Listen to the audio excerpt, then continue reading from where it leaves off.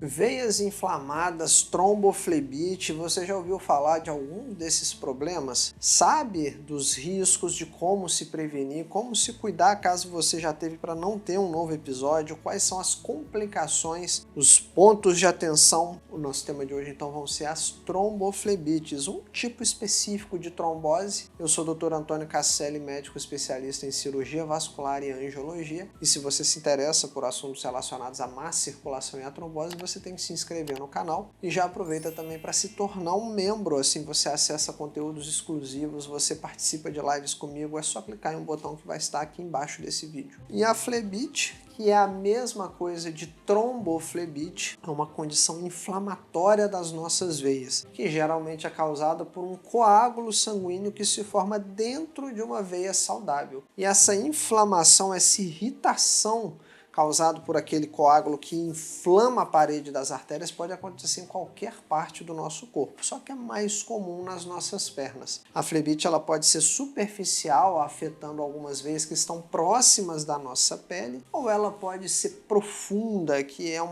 são veias de maior calibre e que nós chamamos como trombose venosa profunda, ou TVP, que é uma condição bem mais grave. A epidemiologia, a frequência com que a flebite acontece, ela indica que é uma condição mais comum em adultos de mais idade. Ela costuma acontecer, embora em qualquer idade, por volta ali dos 50, 60 anos. E muitos fatores de risco podem ser combatidos, como ficar muito tempo parado, viagens longas de avião, cirurgias, traumas, pancadas, imobilizações, o uso de catéteres, varizes é possível tratar e várias outras condições que aumentam a coagulação do sangue. E existem condições que são mais sérias, como câncer, trombofilia e outras doenças do sangue hematológicas. E com relação à incidência, a flebite ela vai acometer cerca de 3 até 10% dos pacientes, principalmente das pessoas hospitalizadas. E a tromboflebite é uma condição que vem sido observada na história. A gente tem relatos da compreensão de doenças venosas já em tempos antigos, com registro de varizes e de problemas de má circulação em textos de hieróglifos egípcios. Até mesmo na cultura greco-romana nós temos relatos também de doenças vasculares. Hipócrates, que é o pai da medicina, já descrevia em seus manuscritos sintomas de flebite, sintomas de varizes, destacando a importância da gente reconhecer e tratar essas condições. E isso já faz parte da história da humanidade há muitos anos. Historicamente, guerras, Primeira, Segunda Guerra Mundial, desempenharam um papel significativo na evolução do conhecimento sobre a flebite. Durante a Primeira e também da Segunda Guerra Mundial, imobilização prolongada por conta de ferimentos, de amputações, soldados feridos, tudo isso levou a um aumento exponencial dos casos de trombose venosa profunda, e essas observações impulsionaram o desenvolvimento médico e de novas abordagens para que a gente pudesse prevenir e também tratar as desordens venosas, como flebite, como trombose, e a gente teve o desenvolvimento de medicamentos como os anticoagulantes. E do ponto de vista econômico, a flebite e as complicações relacionadas à má circulação nas veias, como a trombose venosa profunda, a embolia também, representam um impacto significativo nos cofres públicos no mundo todo. Nos Estados Unidos nós temos aí cerca de 900 mil pessoas anualmente afetadas por doenças tromboembólicas. No Brasil, de 200 a 400 mil pessoas todos os anos são afetadas por essa doença. O manejo dessas condições, ela gera custos substanciais para o sistema, principalmente quando os pacientes são hospitalizados, além do risco de perder a vida. Algumas pessoas precisam de tratamentos prolongados, perdem a produtividade, isso quando não ficam com sequelas permanentes. E é uma doença prevenível, e a prevenção tem sido um foco importante de diversos setores atualmente, como por exemplo na aviação. Muitas companhias aéreas, pessoas já estão conscientes da necessidade de usar meias para se prevenir. Profissionais de saúde têm promovido campanhas sobre o risco de trombose em viagens prolongadas, incentivando andar, mobilização, usar meias de proteção, hidratar-se adequadamente, usar roupas confortáveis.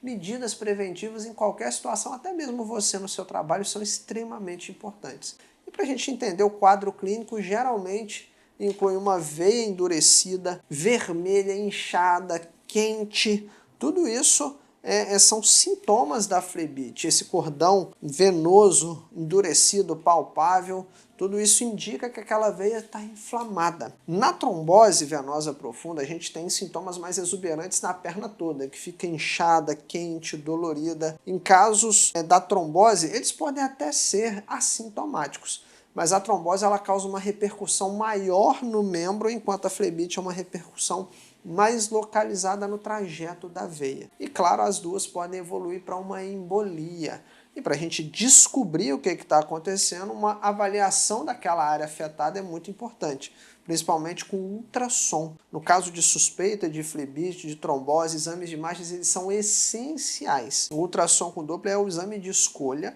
Ele permite que a gente veja o fluxo sanguíneo, identifica coágulos dentro das veias e em situações complexas, situações duvidosas, aí a gente vai usar outros exames mais complexos, como angiotomografia, flebografia, ressonância, tudo isso são ferramentas que podem ser usadas para trazer imagens mais detalhadas das veias em casos duvidosos. Com relação à evolução das técnicas de imagem que são usadas para descobrir, fazer o diagnóstico dessas condições venosas, foi em 1960 que o ultrassom com Doppler foi introduzido como uma ferramenta não invasiva para a gente avaliar o fluxo sanguíneo e detectar coágulos no sangue, o que parece que foi ontem. 1960 é muito recente. E essa tecnologia permitiu não só diagnósticos mais rápidos, mais precisos e também reduziu a necessidade de procedimentos invasivos, de uso de contrastes como uma flebografia, o que é extremamente recente na história da medicina. 1960 foi outro dia. E a flebite ela tem implicações na medicina moderna, muitos estudos estão sendo desenvolvidos para identificar o vínculo genético com essa doença, a predisposição hereditária. Também em tempos recentes a gente descobriu uma mutação no fator 5 de Leiden, mutação em genes como o da protrombina, tudo isso tem ajudado a identificar aquelas pessoas que têm um risco maior para que a gente possa dar a elas uma estratégia mais eficaz de prevenção, que é o que a gente chama atualmente de medicina personalizada. E para tratar um coágulo dentro da veia, uma flebite ou uma trombose, a gente começa com medidas gerais, elevar aquela perna inchada, compressas mornas, anti-inflamatórios para combater a inflamação nas veias, para aliviar a dor também. Em casos de tromboflebites muito intensas ou casos recorrentes, só assim a gente usa anticoagulantes para prevenir a formação de novos coágulos ou tratar. Geralmente não é necessário anticoagulante na flebite, só na trombose venosa profunda, porque ela é mais agressiva, ela se transforma mais vezes, com mais frequência em embolia, e aí na trombose é imperativo o uso dos anticoagulantes orais, ou injetáveis que seja, como a rivaroxabana, a pixabana, a enoxaparina, mas na flebite essencialmente não requer anticoagulante. Esses medicamentos eles ajudam a evitar o crescimento do coágulo para reduzir o risco de uma embolia ou uma má circulação severa a ponto da pessoa perder um membro, por exemplo. E além desse tratamento medicamentoso, meias de compressão são muito importantes para melhorar o fluxo sanguíneo nas pernas, evitar o inchaço e evitar a síndrome pós-trombótica, que é quando a pessoa trata e mesmo assim o trombo sumiu, mas fica com a perna inchada, dolorida. E para você ter um panorama histórico também, foi em 1920 que a heparina foi descoberta, um anticoagulante, por J. McLean, um estudante de medicina, enquanto ele estava estudando a coagulação sanguínea. E esse avanço revolucionou o tratamento de condições tromboembólicas e mais tarde, em 1950, nós tivemos o desenvolvimento da varfarina, que é um anticoagulante oral muito frequente nos dias de hoje, vendido no Brasil com o nome de varfarina, Marevan de Coumadin. Atualmente é amplamente usado também até para pessoas que têm arritmias, pessoas que têm próteses no coração, por conta desse aspecto de deixar o sangue um pouco mais fino. Os flebotônicos para manejar a flebite, doenças venosas, são muito legais também, são medicamentos que fortalecem a parede das veias, melhoram a circulação sanguínea. Então, se você já ouviu falar de diosmina, esperidina, rutina, daflon, flavonide, perivasc, são compostos obtidos da natureza, de frutas, de castanhas, que fortalecem a circulação venosa e linfática. Esses medicamentos são amplamente usados em todo o mundo e têm mostrado uma eficácia na redução dos sintomas da congestão venosa, perna inchada, pesada, dolorida. E o impacto psicológico de um evento trombótico, ele não pode ser subestimado, pessoal. Tem muitos pacientes com trombose, síndrome pós-trombótica, que passaram por embolia, que relatam ansiedade, depressão, risco, né, de ataque de pânico por causa do medo de morrer, de perder a vida de forma súbita. E isso afeta a qualidade de vida de muitas pessoas. Então,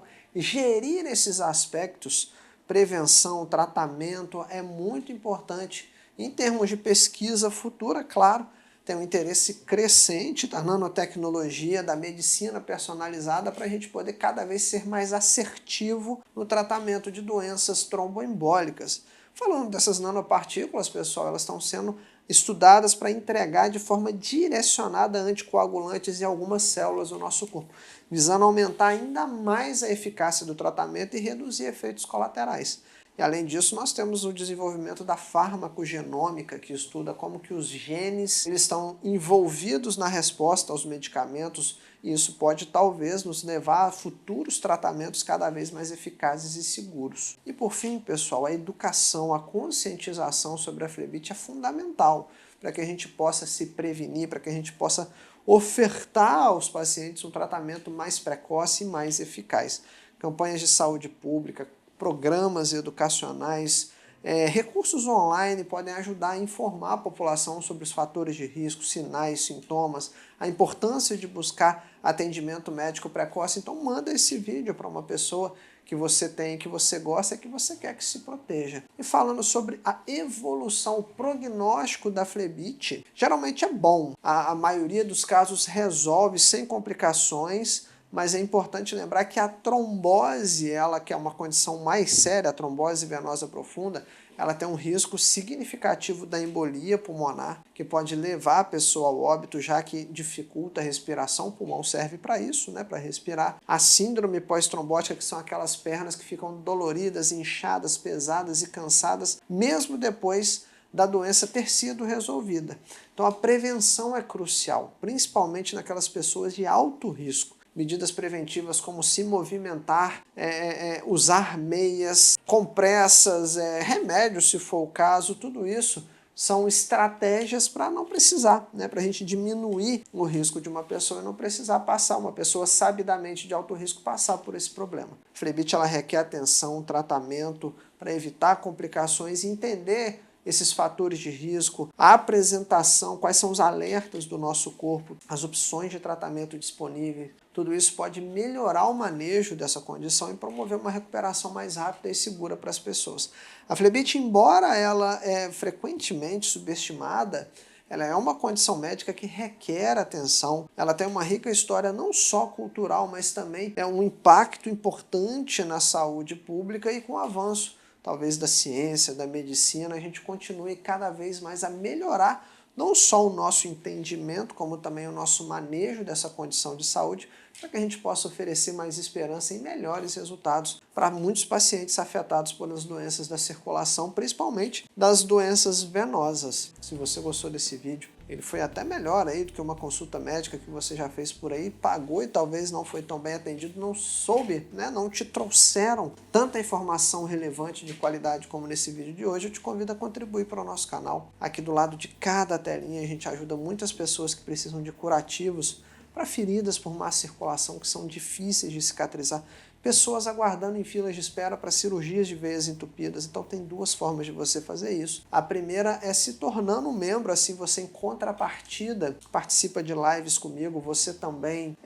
recebe acesso ao nosso conteúdo exclusivo na área de membros aqui do canal. Se você prefere fazer uma contribuição pontual, tem a chave Pix na descrição desse vídeo, e também através de um botão chamado Valeu Demais. Não esquece que na descrição desse vídeo tem duas informações relevantes além dessa, que é o SOS Má Circulação e Trombose, nosso programa avançado de combate às doenças da circulação, e a combinação poderosa da vitamina D3 com a K2-MK7, que eu uso e recomendo também para você ter uma boa saúde cardiovascular. E pessoal, nunca se esqueçam que a prevenção é sempre o melhor remédio para qualquer doença. A saúde, que é o nosso bem mais precioso, Sem ela a gente não passeia, né, para curtir a vida com as pessoas que nós amamos, a gente não consegue trabalhar para conseguir o sustento, então se cuide, se proteja, se previne, é para isso que a gente está aqui, para te ajudar a cuidar da forma certa da sua saúde cardiovascular, para te ajudar a combater de verdade a má circulação e a trombose. Te espero então no próximo vídeo e até lá.